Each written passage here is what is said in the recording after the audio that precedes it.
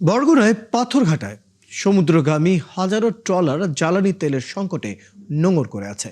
এতে মাছ ধরতে সাগরে যেতে পারছে না জেলেরা। ঈদের আনন্দ মলিন হয়ে গেছে দক্ষিণের কয়েক লাখ জেলে, ট্রলার মালিক ও মাছ ব্যবসায়ীর। তারা বলছে তেলের কৃত্রিম সংকট সৃষ্টি করেছে একটি অসাধু চক্র। সাগর আকরের তথ্য ও ছবিতে বিস্তারিত।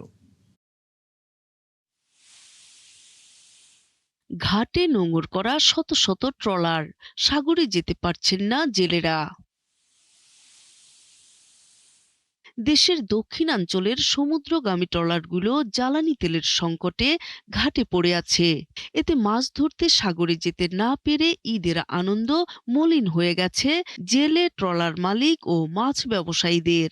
তারা বলছেন, তেলের কৃত্রিম সংকট সৃষ্টি করেছে অসাধু একটি চক্র। আমাকে তেল তৈল লাগবে মনে করেন 4 বেরেল বা 5 বেরেল বা 3 বেরেল, এ জায়গায় হেরা তেল দিতে পারবে 1 বেরেল বা আধা বেরেল। হাতে তো আর ফিশিং হইবে না, হাতে তো আর সাগরে যাওয়া যাইবে না। 25-26 হাজার টাকা বেরেল বেছে। আর সাগরে এক নাই মাছ, আর এক হলো ডাকাইতের চাপ। ট্রলারগুলো ঘাটে আছে কিন্তু আমাদের মাঝে তৈল নেই। এই তৈলের কারণেই তারা আজকের সাগরে যেতে পারতেছে না। আর এই না যাওয়ার কারণেই আজকের যারা মৎস্যজীবী যারা মাছ ধরে তাদের ঈদও নাই। তারা আরো বলেন, ডিজেল সরবরাহে প্রশাসনের কড়া নজরদারি না থাকলে সিন্ডিকেটের কাছে জিম্মি হয়ে পড়বে পুরো মৎস্য খাত। সিন্ডিকেট ব্যবসায়ীদের মুখোশটা খুলে দেওয়া হোক, তারা যেন সিন্ডিকেট না করে।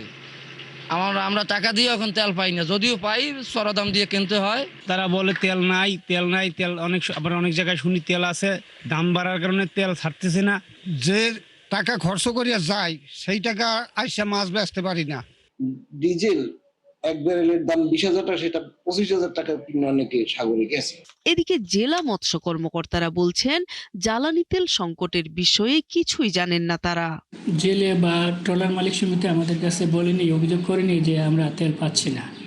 যদি এরকম ঘটনা ঘটে থাকে, যেহেতু সরকার রেশনিং করে দিছে, হয়তো বা হয়ে থাকতে পারে। সেক্ষেত্রে আমাদের কাছে আবেদন করলে আমরা পরবর্তী ঊর্ধ্বতন কর্তৃপক্ষের নিকট এটা গোচরীভূত করবো এবং কি করা যায় তাদের সাথে আলোচনা করে বা উপরের নির্দেশ মোতাবেক আমরা কাজ করার চেষ্টা করব। বরগুনা জেলায় সরকারিভাবে ডিজেল বিক্রির ডিলারশিপ রয়েছে 2 জনের, অথচ মাছ ধরা ট্রলারের সংখ্যা প্রায় 1,500-এর বেশি। এছাড়া অন্যান্য জেলা থেকে প্রতিদিন ডিজেল নিতে আসে 60 থেকে 70টি ট্রলার।